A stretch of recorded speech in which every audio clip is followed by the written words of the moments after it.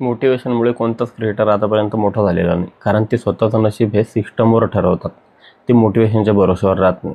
एक उदाहरण घ्या, मी माझं उदाहरण घेतो की मी जर विचार केला की मी मोटिवेशनच्या भरोश्यावर मला रील्स टाकायचे, व्हिडिओज टाकायचे, तर मी खूप झालं तर 4-5 दिवस टाकू शकेल, त्याच्यानंतर मला जीवावर येईल आणि मी टाकणार नाही. पण मी सिस्टम तयार केलेली आहे.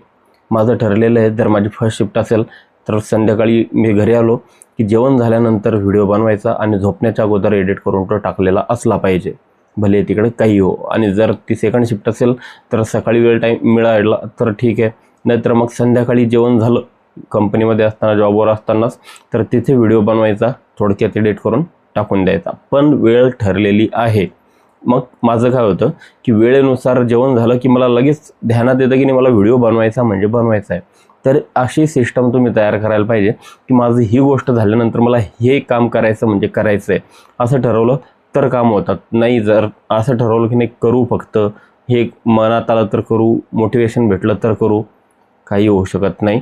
त्यामुळं अवॉइड करा अशा गोष्टी आणि एक सिस्टम तयार करा. कोणत्या गोष्टीत जर एक सिस्टम असेल तर ती गोष्ट परफेक्टली तुम्ही रेग्युलर करू शकता.